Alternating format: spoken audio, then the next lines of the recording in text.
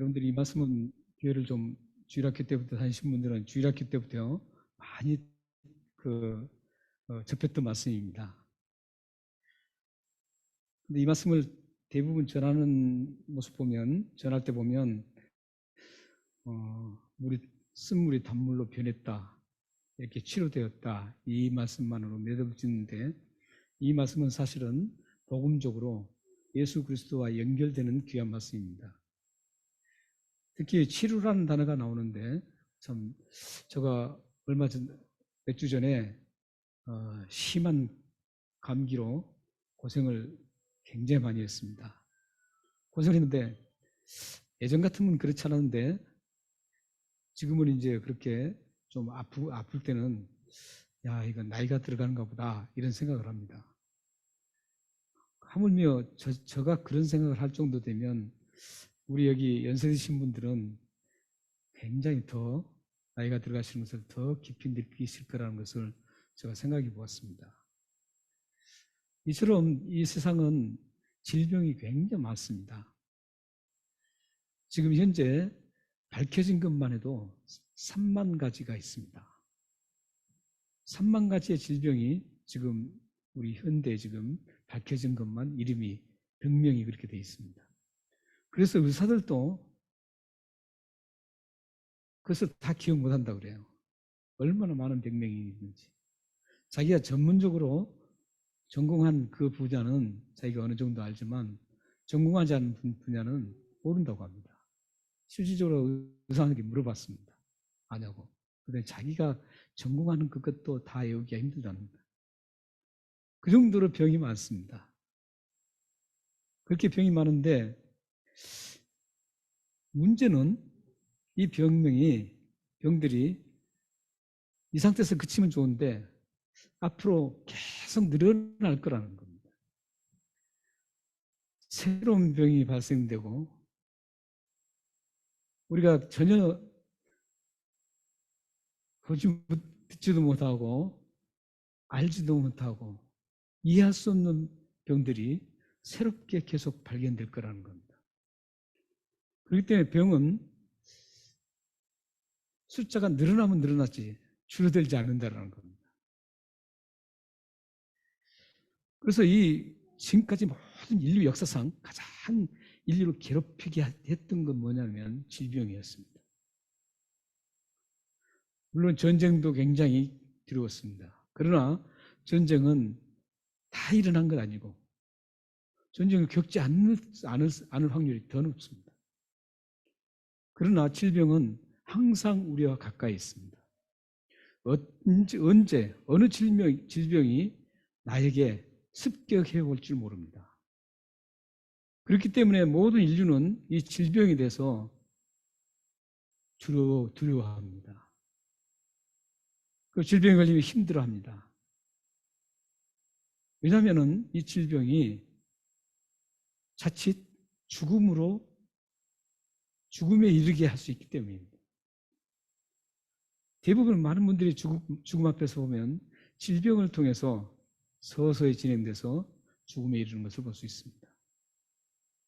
이 수많은 질병이 대단히 많기 때문에 젊다고 해서 이 질병이 오지 않는 거 아니고 연세가 많다고 해서 질병이 또 오지 않는 거 아닙니다. 어린아이부터 모든 사람들은 다 한 번쯤은 이상은 다 아파봤습니다. 단 한 명도 이 지구상에 죄가 없는 사람이 없듯이 이 질병도 단 한 사람도 이 질병을 한 번도 걸리지 않은 사람은 없습니다. 조그만 아픔이라도 다 아파봤습니다. 사실 이 질병을 그래서 이 인류의 최대 과제, 가장 큰 과제가 뭐냐면 어떻게 하면 이 질병의 원인을 알아내고 어떻게 하면 이 질병을 치료해서 질병이 없는 세상을 만들 것인가입니다. 하지만 그것은 불가능합니다. 절대 불가능합니다. 사실 이 치료라는 단어는 광범위하게 사용된 대부분 육체 질병에 관해서 사용되지만 단순히 육체 질병만을 놓고 치료한다, 그 개념은 아닙니다. 치료라는 개념은 굉장히 광범위하기 때문에 육체적인 질병, 또 마음의 질병, 또 여러 가지 질병뿐만 아니라 이 치료라는 단어는 광범위하게 사용되어집니다. 치료라는 단어가 육체적인 질병 외에 사용되는 케이스가 바로 오늘 본문 말씀입니다. 오늘 본문 말씀에 나오는 쓴물을 치료해서 달게 만든 사건이 바로 그런 케이스입니다. 이것은 질병과는 관계가 없습니다. 자연 속에서 있는 그 물을 하나님께서 방법을 통해 치료해서 달게 만들었던 그 치료였습니다. 그래서 오늘 보면은 여호와는 치료자다, 이렇게 하면 여호와 라파. 우리는 육체적인 치료만은 치료라고 생각하는데 더 중요한 치료들이 얼마나 많은지 모릅니다. 육체적인 질병 말고 더 중요한 치료가, 우리는 그걸 꼭 알아야 합니다. 이 마라에서 그 사건이 일어났습니다. 이 치료에 쓴물을 치료해서 달게 만들었던 그 치료를 이 마라라는 그 지역에서 발생됐습니다. 사실 마라에서 치료되는 그 물 이전에, 바로 직전에 어떤 일이 있었는지 대단히 감격스러운 그런 사건이 있었습니다. 이스라엘 백성들에게는 지구상에서 다시 볼 수 없는 엄청난 감격적인 그런 경험을 했습니다. 그 경험이 바로 홍해를 건넜던 사건입니다. 그러니까 지금 오늘 본문의 바로 앞에는 홍해 건넌 사건이 있습니다.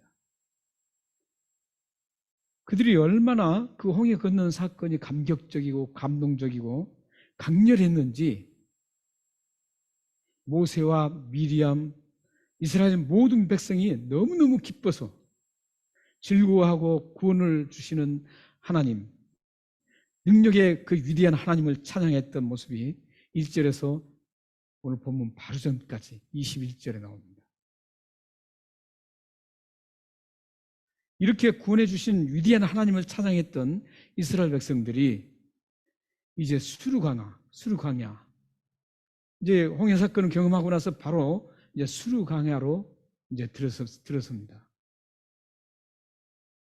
이 수르광야를 이제 3일 동안 이제 걸어가게 됩니다. 이 수르광야는 성경에 다른 이름으로도 등장합니다.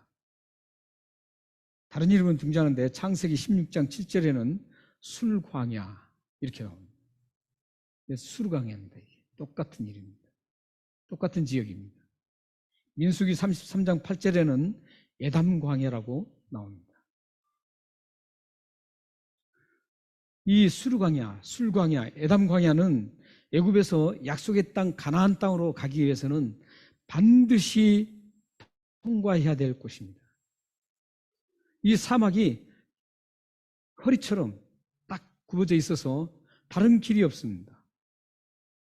애굽에서 탈출해서 이제 가나안 땅으로 들어가는 길에 이 술광야를 통과하지 않고는 갈 수가 없습니다. 여러분의 인생길도 반드시 광야길을 통과해야만 합니다. 이 광야길은 가다 보면 위험한 일을 당할 수 있습니다. 목이 말라 지치고 쓰러지려고 할 때도 있습니다. 이 광야길은 불편하고 부족하고 힘든 곳입니다.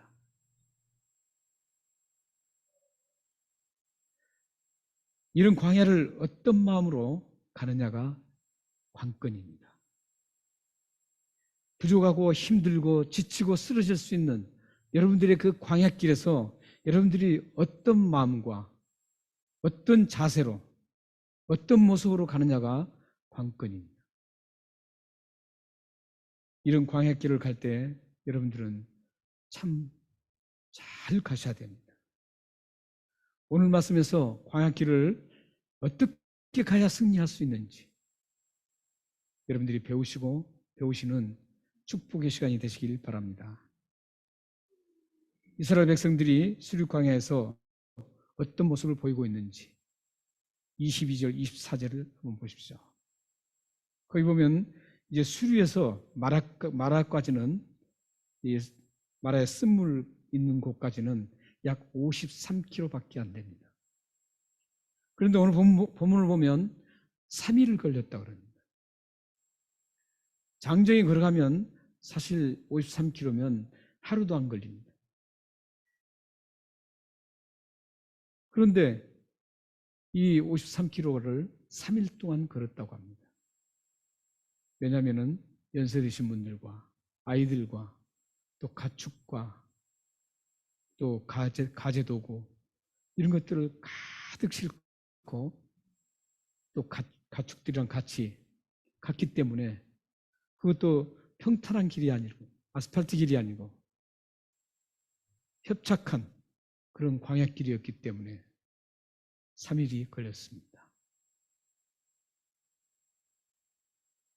이 3일 길을 가는 동안 문제가 생겼습니다. 가져온 물이 이제 바닥이 났습니다. 이제 곧 쓰러질 지경까지 있습니다. 가져왔던 물이 양식이야 조금 있겠지만 물은 그걸 수용하기가 쉽지 않습니다. 지금 같으면 이제 탱크 그 트럭 같은 거 있지만 그때는 기구가 별로 없었습니다. 그래서 아껴서 써야만 합니다. 그래서 3일 길을 계속 가지만 물을 찾을 수가 없었습니다. 3일 길 동안 가는 동안 이제 물은 다 고갈되고 이제 물을 좀 여유 있는 사람들에게 얻어먹기도 했을 것입니다. 물이 떨어진 사람들은. 이제 굉장히 큰 위기감을 당할 수밖에 없습니다. 지칠 대로 지쳐있는 그 광야길의 여정. 거기에다 물까지 고갈되는 그런 참 험난한 그런 환경이 상태였습니다. 그때 마라에 도착했습니다. 그때 마라에서 물을 발견합니다. 그들은 얼마나 기뻤는지 모릅니다. 그들이 가장 소망이었던, 희망이었던 물을 발견했습니다. 그들은 그곳에서 가서 물을 발견한 즉시 물을 마시려고 했지만 문제가 발생했습니다. 물이 써서 도저히 마실 수가 없는 겁니다. 물이 써서 도저히 마실 수가 없는 겁니다. 여러분들이 소망을 가지고 기대를 가지고 뭔가 추진하고 있을 때 제동이 걸릴 때가 있습니다. 그럴 때 어떻습니까? 희망을 가지고 뭔가 이루어질 것 같은데 그게 완전히 바닥으로 다 물어 돌아갔을 때 어떤 심정이겠어요? 상실감과 절망감. 주저앉을 수밖에 없는 그런 상실감과 절망을 가지게 됩니다. 이스라엘 백성들이 물을 3일 동안 갈급해서 갈증해서 지금 물을 만나서 얼마나 기뻤는지 자기들의 희망이었고 소망이었고 기대였는데 만나서 가서 먹으려고 했지만 먹을 수가 없었습니다. 그들은 절망했습니다. 상실감에 빠졌습니다. 어쩌면 거기서 다리를 펴고 목류하고 우는 사람도 있었을 겁니다.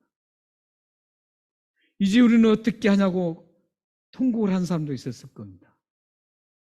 왜냐하면 그 신뢰 같은 희망이 깨졌기 때문입니다.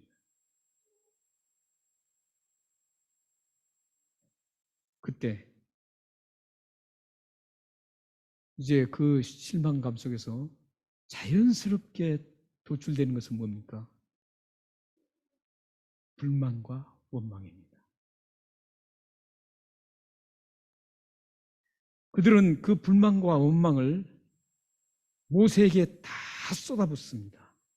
오늘 보면은 간단하게 한 줄만 모세에게 원망했다라고 되어 있지만 이것은 간단하게 볼 그런 문맥이 아닙니다. 모세가 얼마나 그 원망과 불평, 불만을 얼마나 강렬하게 들었는지를 모세가 부르짖었다라는 그 단어 속에서 25절에 나오는 부르짖었다는 그 단어 속 동사에서 우리는 확인해 볼 수가 있습니다. 여기 부르짖었다는 동사는 몹시 가장 극한 괴로움을 당할 때, 자신이 가장 극한 괴로움을 당할 때 토하는 부르짖음을 말합니다. 뿐만 아니라 가장 안타까워서 죽을 지경에 있을 때, 저 백성들이 지금 곧 죽어가는데도 물을 못 마시는 그 상황을 보고서 너무 안타까운 거예요. 그 백성들을 보면 너무 안타까워서 부르짖는 절규였습니다. 원망이 모두 쏟아져도 그걸 모세는 감당할 수 있었습니다. 지금까지 우리가 모세를 봤던 것처럼 하나님은 모세를 철저하게 이런 상황 속에서도 견디고 하나님을 원망하지 않도록 철저하게 훈련시켰던 그 하나님의 그 훈련이 지금 통하고 있습니다. 여러분에게 지금 힘들고 지칠 수 있는 그런 것들이 있다면 그것은 곧 하나님께서 훈련을 시킨 겁니다. 어떤 상황 속에서도 그걸 견딜 수 있고 하나님을 향해서 원망하지 않는 그런 훈련의 시간입니다. 그 시간을 여러분들이 잘 견디시면 모세처럼 그 200만 명이라는 그 엄청난 60만 명, 장전만 60만 명이 모세를 향해서 쏟아붓는 그 불평을 받으면서도 그들은 오히려 그들을 안타깝게 여기는 하나님을 향해서 원망하지 않는 그런 대단한 단단한 믿음의 사람으로 될 수가 있습니다. 여러분들에게 주어지는 어려움과 힘듦은 하나님께서 아름답게 사용하기 위한 시간입니다. 그것을 믿고 끝까지 하나님을 의지하시기 바랍니다. 하나님께서 이제 모세의 절규를 들으시고 하나님께서 해결책을 제시하십니다. 해결책을 제시하시는데 25절 말씀을 우리 그 해결책을 한번 같이 읽겠습니다. 25절입니다. 시작. 모세가 여호와께 부르짖었더니 여호와께서 그에게 한 나무를 가리키니 그가 물에 던지니 물이 달게 되더라. 거기서 여호와께서 그들을 위하여 법도와 율례를 정하시고 그들을 시험하셨어요. 하나님께서 그 해결책을 제시하는데 우리 인간이 이해할 수 없는 해결책입니다. 한 나무를 지목하고 그 나무를 물에 던지라는 겁니다. 참 우습지 않습니까? 여러분 같으면 그게 가능하겠어요? 아니 그 나무 그 하나를 던진다고 해서 그 엄청난 물 200만 명이 다 먹고도 남을 수 있는 거니까 엄청난 물이죠.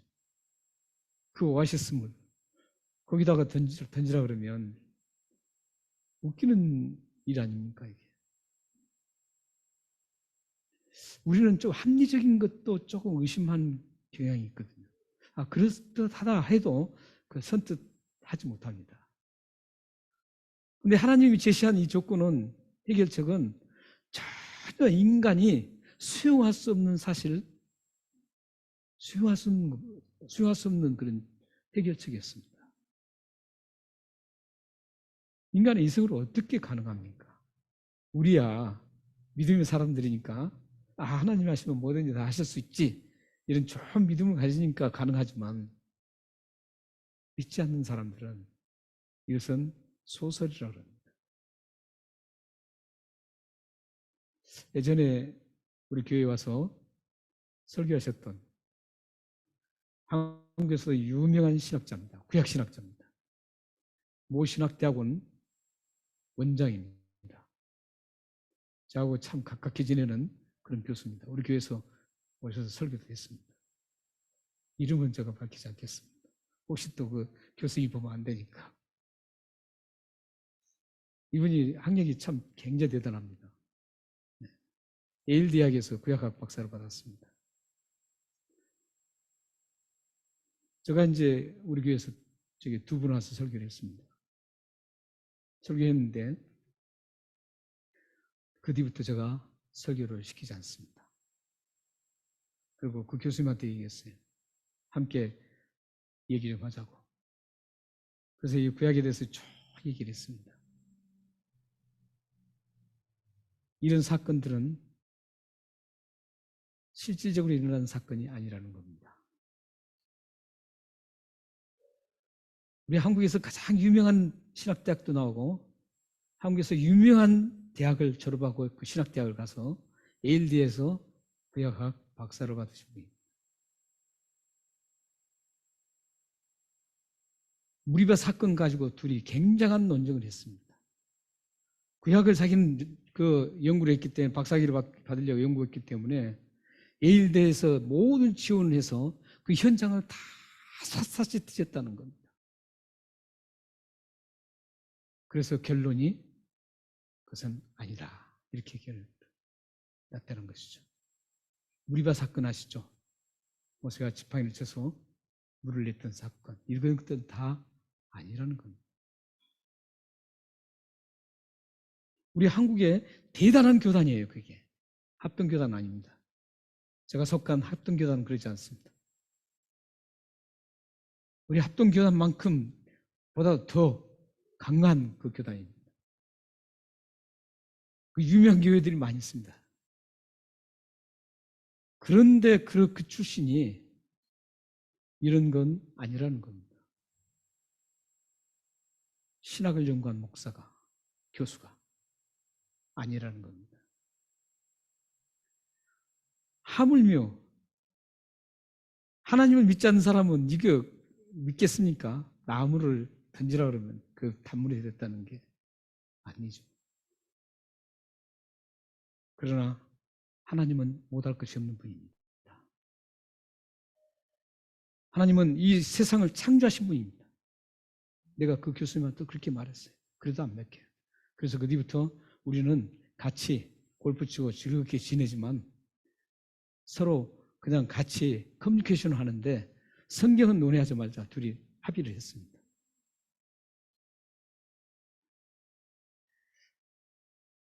하나님은 이 세상을 창조하신 분입니다. 우리를 만드신 분입니다. 그까짓 건 못하겠습니까? 그 조그만 태평양의 온 태평양 물도 모두 달게 할 수 있는 분이 하나님이세요. 그런데 그 태평양에 비하면 조그만 눈물보다도 더 적은 그 오아시스, 마라의 그 오아시스를 달게 못하겠습니까? 하나님은 하나님이 제시한 방법대로 모세는 그대로 합니다. 그러자 그 썼던 물이 단물로 바뀌었습니다. 오늘 본문에는 바뀐 이후에 어떻게 했다 그런 말이 안 나옵니다. 그러나 우리는 상상을 할 수가 있습니다. 바뀐 이후에 단물을 어떻게 했겠습니까?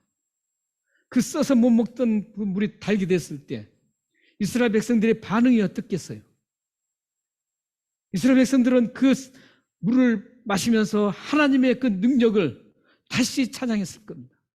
홍해 바로 3일 전에 홍해에서 그 엄청난 찬양하고 흥분과 감격에 박혔던 그 이스라엘 백성들이 3일 만에 그 싹 잊어버렸는데, 잊어버리고 원망을 했는데 다시 하나님께서 쓴물을 단물로 만들으심으로 그 물을 마시면서 하나님의 위대하심을 찬양했을 겁니다. 곧 죽게 되는 자신들을 살리는 소생시키는 그 하나님을 찬양하며 얼마나 감격했겠습니까? 그 실컷 물을 마셨을 겁니다. 그리고 가져갈 그 단물을 용기마다 다 채워서 출발을 준비했을 겁니다. 그 대목은 나오지 않지만 그렇게 했을 겁니다. 이렇게 하나님은 그 물을 치료해서 단물로 만드는데 이 나무를 사용했습니다. 여러분들도 쓰임받을 이렇게 치료하는 도구로 사용되기를 원합니다. 남을 흉보고 남을 상처 주고 남의 마음을 휘집어 놓는 그런 쓰임이 아니라 상처난 사람을 싸매주고 아픈 사람을 치유하는 평화의 도구가 되기를 소망합니다.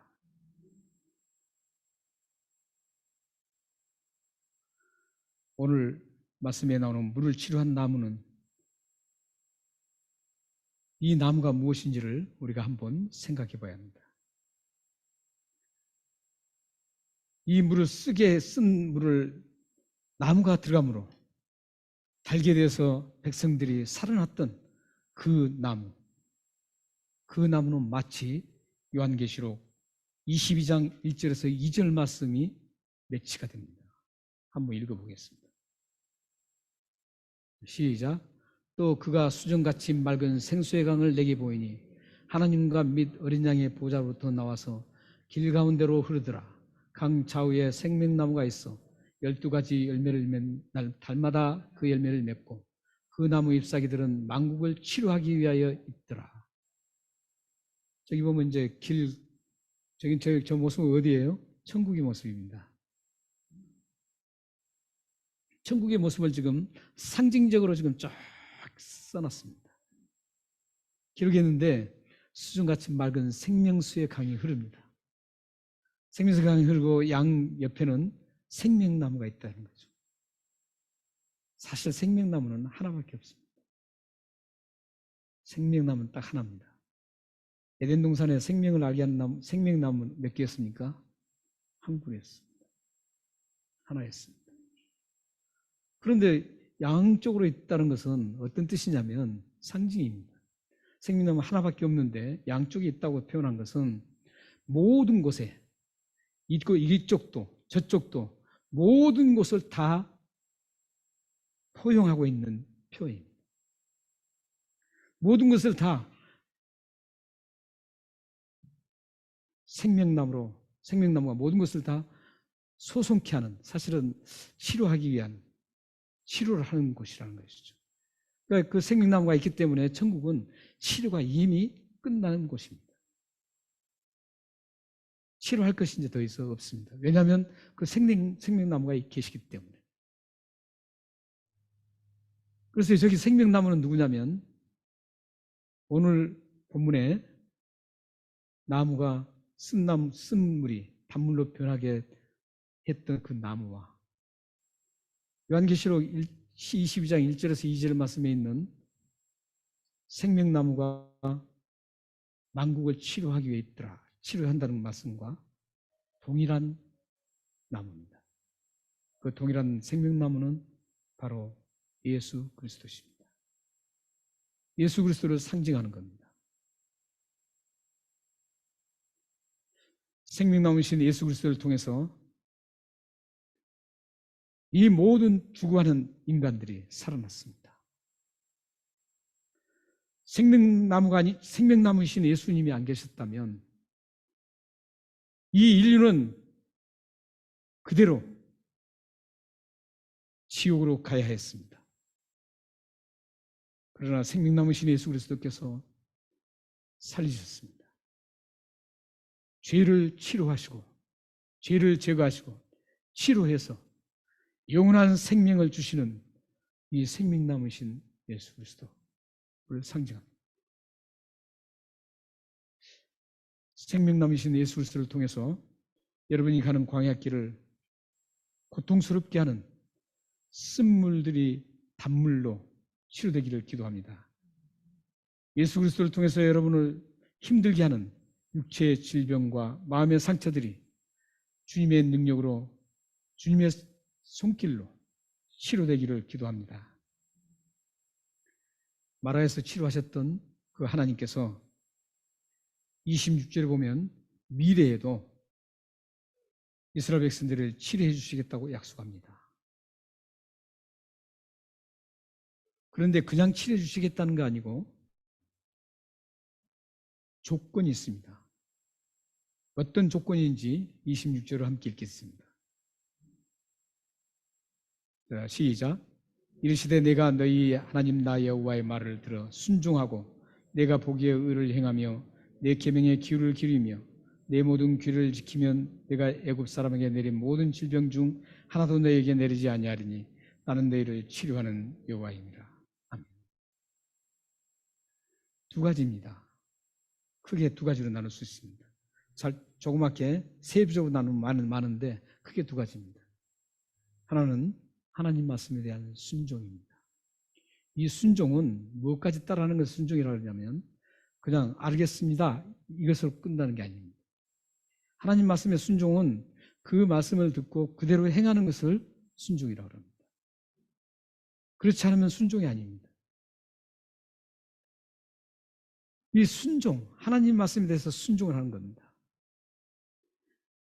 그러면 하나님께서 그 순종하면은 하나님께서 그 순종하는 말씀대로 따라가면 의롭게 하나님이 보시기에 가장 옳다고 인정하는 것을 말합니다. 하나님이 보실 때 가장 옳은 삶을 살고 있구나 이런 겁니다. 말로만 하지 않고 실천하는 그런 삶, 말씀을 실천하는 그런 삶을 말합니다. 또 하나는 여호와 하나님은 치료의 하나님이라는 것을 굳건하게 붙잡으라는 겁니다. 말씀에 순종하고 여호와 하나님은 치료의 하나님이라는 것을 굳건하게 붙잡으라는 겁니다. 여호와 라파,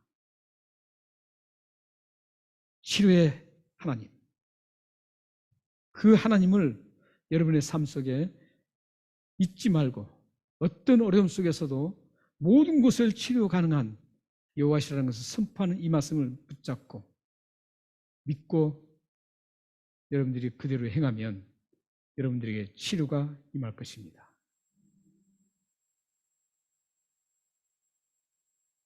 우리는 여기에서 여호와 라파, 치료의 하나님이라는 말씀에서 가장 중요한 핵심을 하나를 반드시 알고 가야 합니다.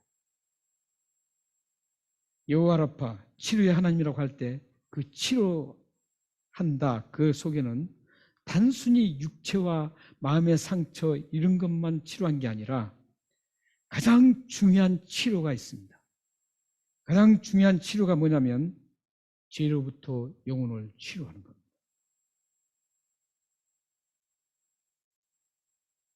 죄로부터 이 영혼을 치료하지 않으면 다른 것 다 치료해도 아무 소용없습니다. 육체의 질병을 치료받아 깨끗하게 되었어도 영혼이 치료받지 못한다면 별 의미가 없습니다. 마음의 상처를 깨끗하게 치료받았어도 죄로 물든 영혼이 치료받지 못한다면 아무 의미 없습니다. 왜 그럴까요? 육체의 질병이 치료되었다 해도 영혼이 치료받지 못한다면 영원한 생명을 수여할 수 없기 때문입니다. 마음의 상처가 치료되었다 해도 영혼이 치료되지 않으면 구원을 받을 수 없기 때문입니다. 여러분을 힘들게 하는 쓴물들이 깨끗하게 정리되었다 해도 영혼이 치료되지 않으면 하나님 나라를 유업으로 받을 수 없기 때문입니다. 그래서 예수님도 육체를 치료하신 후에 영혼을 치료하셨습니다. 마태복음 9장 20절 22절을 한번 읽겠습니다. 그리고 누가복음 19장 10절도 이어서 읽겠습니다. 함께 읽겠습니다. 시작. 12해 동안이나 혈루증으로 앓는 여자가 예수의 뒤로 와서 그것을 가를 만지니 이는 제 맘에 그 돈만 만져도 구원을 받겠다 함이라. 예수께서 돌이켜 그를 보시고 이르시되 따라 안심하라, 내 믿음이 너를 구원하나니 그 여자가 즉시 구원을 받는다. 혈루증 12년 동안 혈루증을 앓았던 여인이 예수님의 옷가지를 만지고 두 가지 치료를 받았습니다. 하나는 그 혈루증이 깨끗이 제거되었습니다. 그런데 예수님은 그것만 치료한 게 아닙니다. 예수님은 이 육체적인 치료만 하기 위해서 이 땅에 오신 거 아닙니다.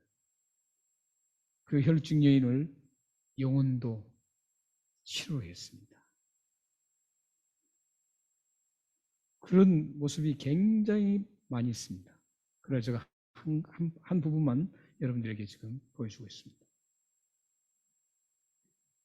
누가복음 이어서 읽겠습니다. 시작. 인자가 온 것은 잃어버린 자를 찾아 구원하려 함이라. 예수님이 오신 목적입니다. 예수님이 오신 목적은 단순히 우리의 육체를 위해서 오신 게 아닙니다. 우리의 겉모습, 우리의 문제, 이런 것들을 해결하기 위해 오신 거 아닙니다. 예수님이 오신 것은 우리 영혼이 구원받고 영원한 생명을 주시기 위해서 이 땅에 오셨습니다. 우리를 구원해서 영원한 하나님 나라에 입성시키기 위해서 이 땅에 오셔서 십자가에 못 박혀 죽으신 겁니다. 사랑하는 성도 여러분, 여러분을 압해하는 육체의 질병이 없어지기를 소망합니다. 여러분을 괴롭게 하는 상처가 없어지기를 바랍니다. 여러분을 힘들게 하고 걱정하게 하는 쓴물과 같은 문제들이 사라지기를 기도합니다. 하지만 여러분이 가장 우선 순위로 제거해야 될 게 있습니다. 영혼의 치료입니다. 여러분의 영혼이 날마다 죄를 씻는 치료가 임하여 영혼이 윤택해지기를 기도합니다. 여러분의 자녀들이 영혼이 아름답게 다듬어져서 하나님의 축복을 담는 큰 그릇들이 되기를 소망합니다. 여러분의 삶이 영혼을 다듬고 관리해서 광야 같은 거친 세상에서 치료자 되시는 존귀하신 하나님을 온 세계에 높여드리는 능력의 삶이 되기를 소망합니다. 여러분의 가정이 영혼이 윤택하여져서 온 세계에 하나님을 드러내며 주님의 은혜와 평강과 기쁨을 누리는 축복의 삶이 되기를 주님의 이름으로 축원합니다. 기도하겠습니다.